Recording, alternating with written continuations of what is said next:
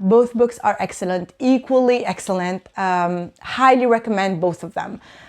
Hello besties, welcome back to my channel. I hope you're having a great day and welcome to another monthly wrap up. This is my June wrap up, and during this month I meant to read more books, but I couldn't because we were traveling. I traveled for 1 week to Greece, and during that week I read only one book, which was Just for the Summer by Abby Jimenez, and I enjoyed it so much. We're going to talk about it, of course, but I think I managed to read a lot of books. I think only one book was missing from my TBR that I started to read while filming this, so hopefully I will be finished with it pretty soon, and you will hear about it in my July wrap-up. The first book that I read during this month was Riley, Thorn and the Dead Guy Next Door. I enjoyed it so much. In this book we are following Riley Thorn. She is in her 30s and she hit rock bottom. She works at a job that she hates because she's in desperate need for money.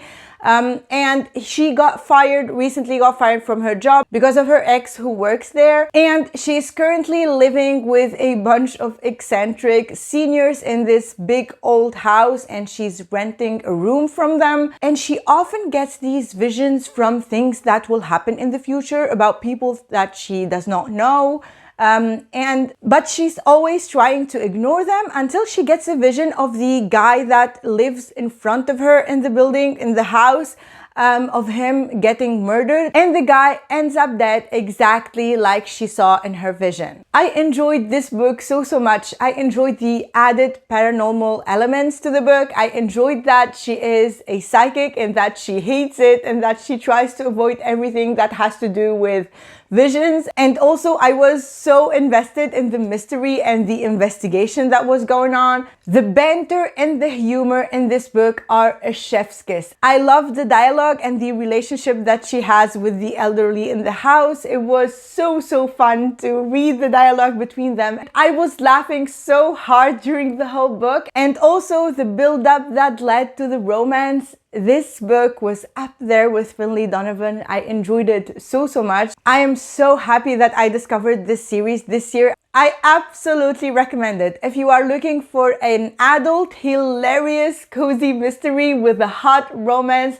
100%. I love this book so much. And excuse my voice, I lost my voice last week and I'm recovering from that right now, so if I sound a little bit different, that's why.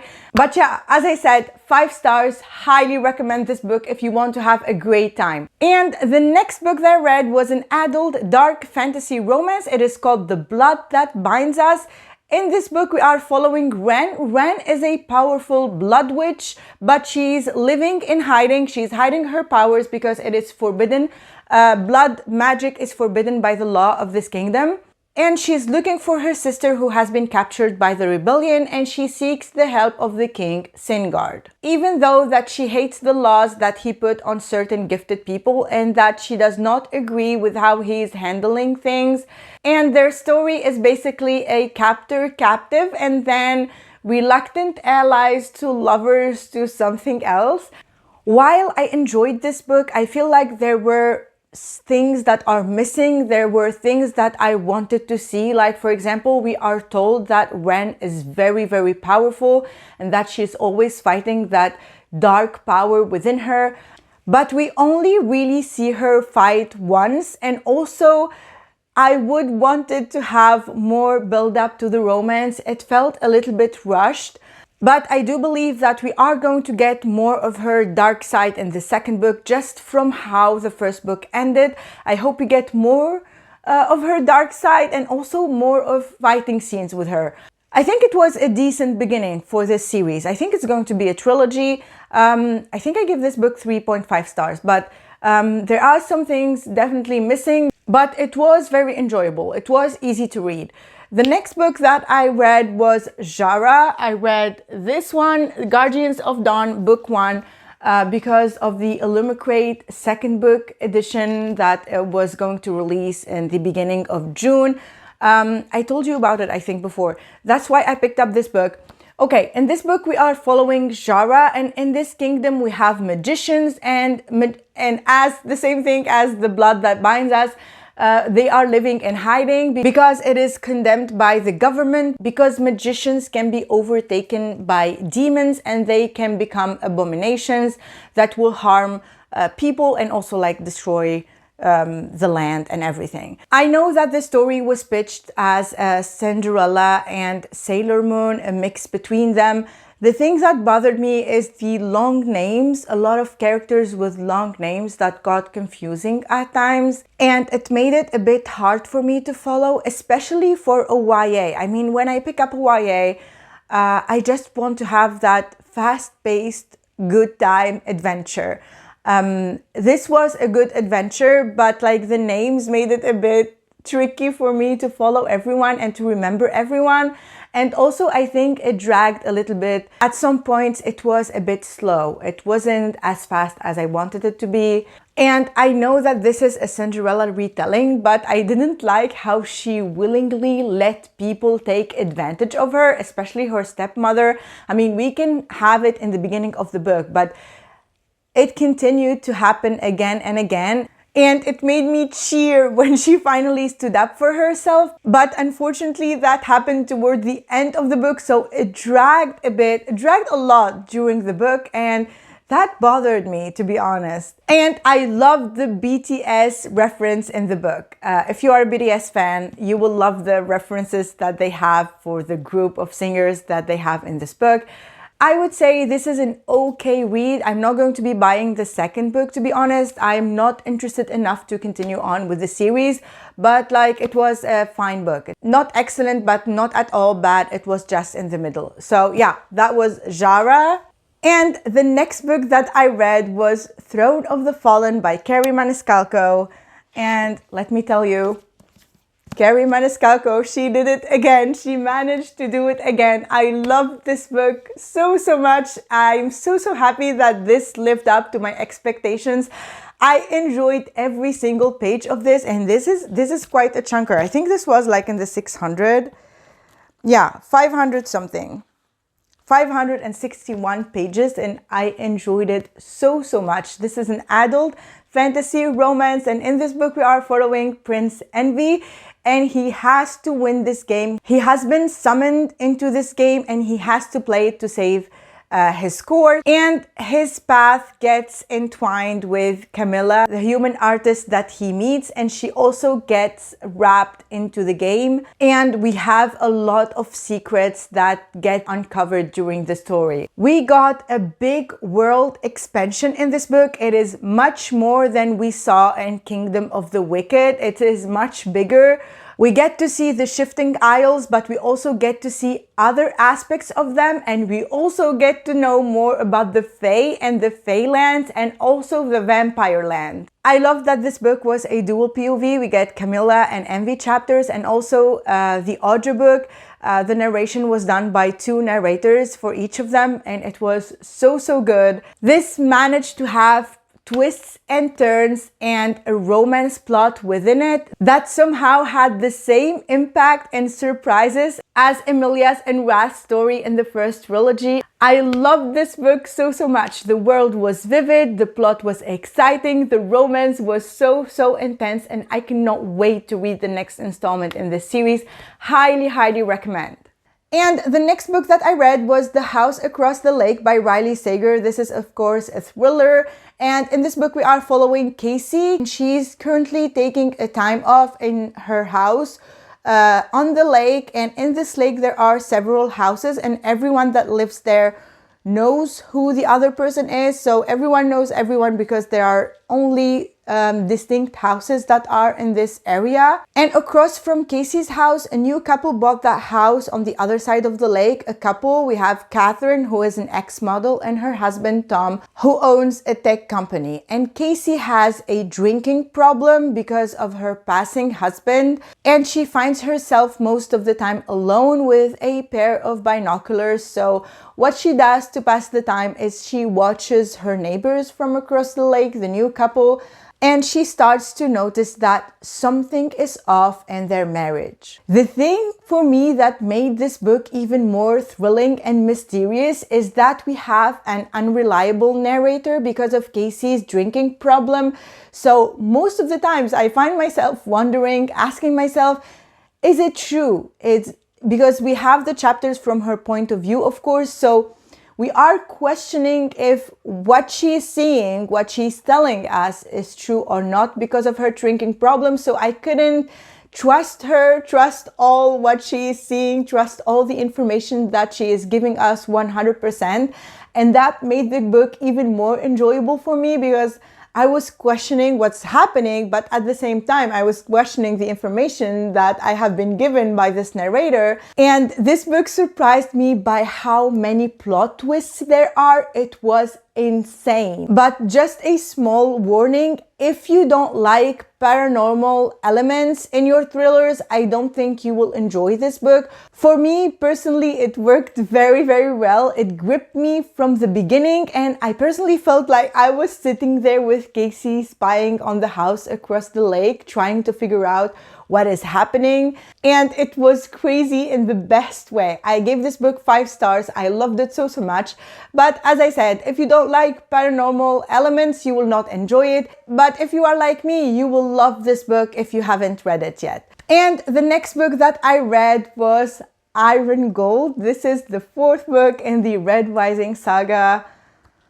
Yes, I couldn't hold myself any longer. I felt the need to continue on with the series, and it did not disappoint. This book picks up 10 years after the ending in Morningstar, but we get the gist of what happened during those 10 years from Darrow's POV. So the stakes have changed now, the circumstances are very different, and I felt like the passage of time was very well done. Now we see what happened after everything that Darrow and his allies did, after all their sacrifices. So Darrow in this book is now about 30 years old, and we also get new characters that got introduced in this book, and they got their own POV chapters. So it's a multi-POV, and it was the bomb. It was excellent as usual. I feel like I'm quickly becoming a Pierce Brown fan. It's just this man, he can write a mind-boggling, mind-blowing story that will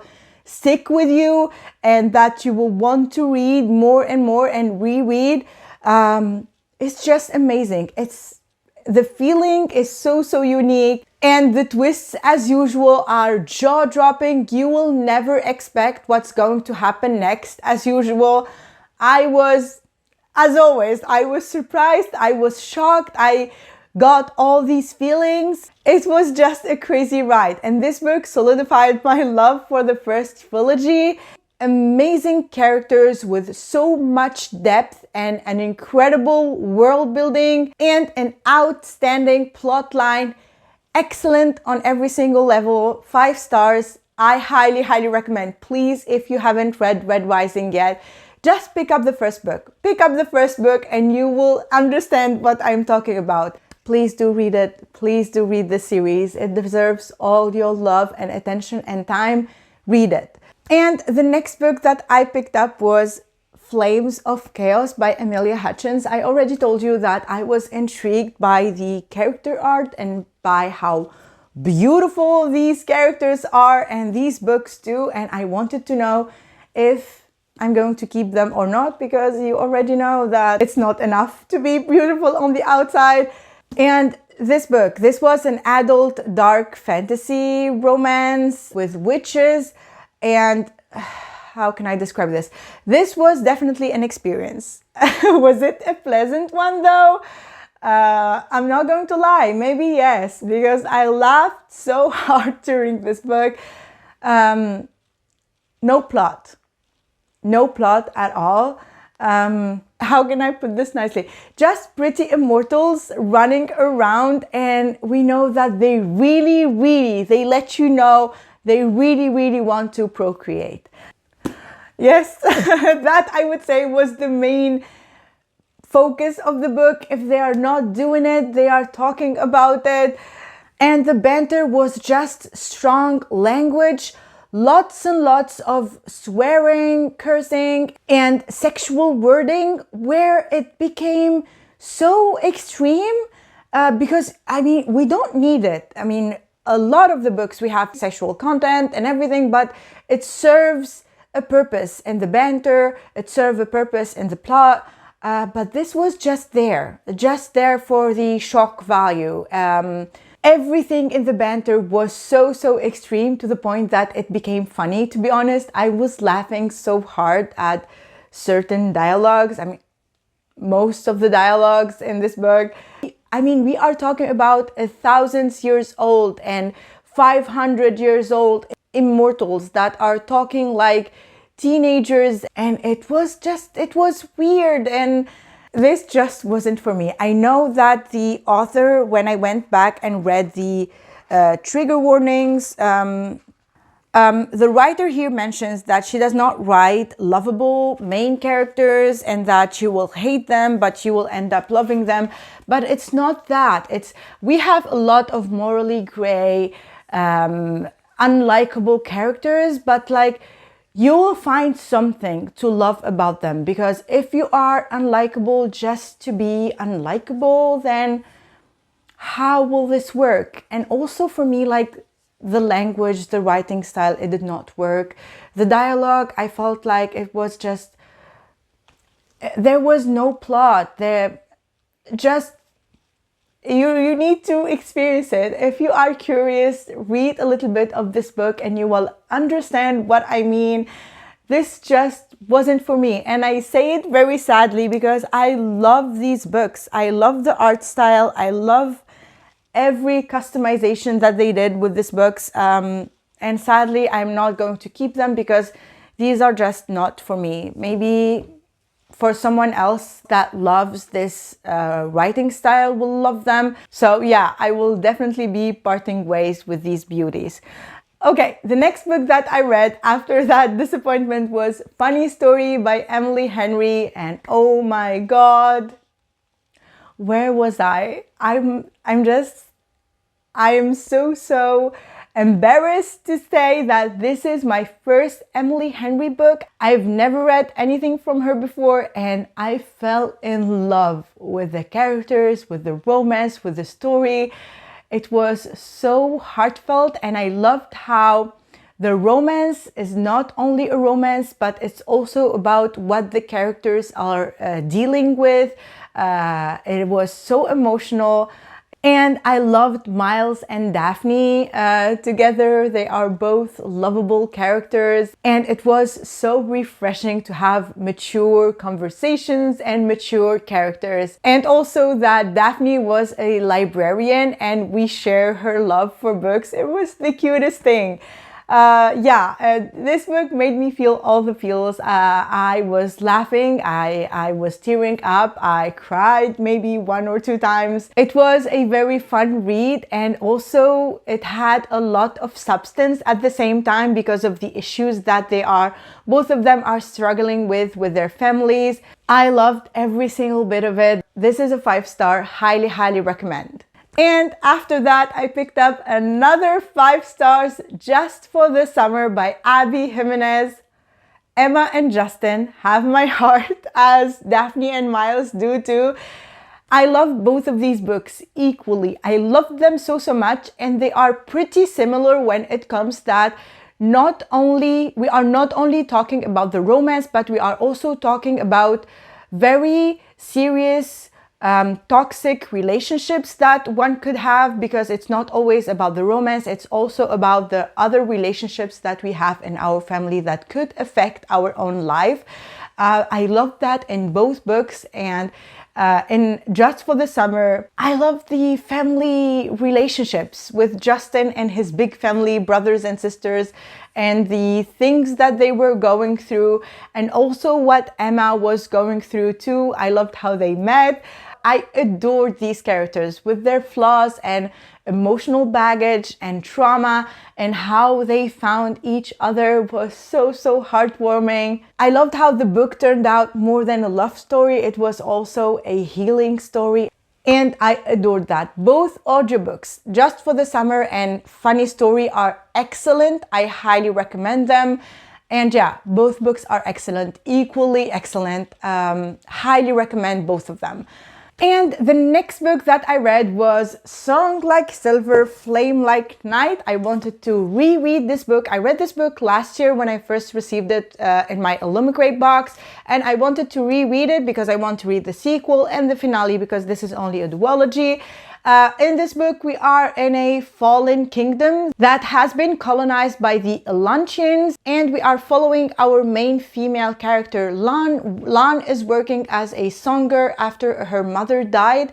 And when her mother died, she left her with a mark on her arm, and she has no idea what that mark means. And she's trying to find the meaning of that because that was the last thing that her mother did before she died. And one night, Lan meets Zen. Zen is one of the practitioners, which means that he is one of the last magicians of the last kingdom.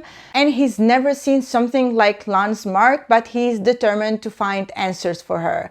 The writing style of this book is so luscious and immersive, and I loved Lan's character. She's so tenacious and she would say anything without fear. Like, she has no filters that it becomes funny at times what she can say. And she's like, her willingness and determination to learn to be strong, to help the people with no power, to help the weak, that was so admirable. And also Zen, he is very charming and helpful, and he was willing to show her everything that she wanted to see and teach her about the things that she was asking about and helped her along her journey. I felt like the banter and the setting were like a K-drama. It played like a K-drama, or it could be also an anime. And it was so good. I enjoyed it, and I felt the story was like very unique. I cannot wait to pick up book 2.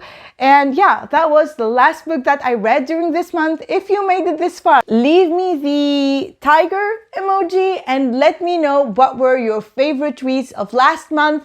And if you like the video, please watch one of these videos. That would help me out a lot. And also, don't forget to subscribe and join the beautiful, amazing community of book besties here. Thank you so much for watching, and I will see you in the next one. Bye!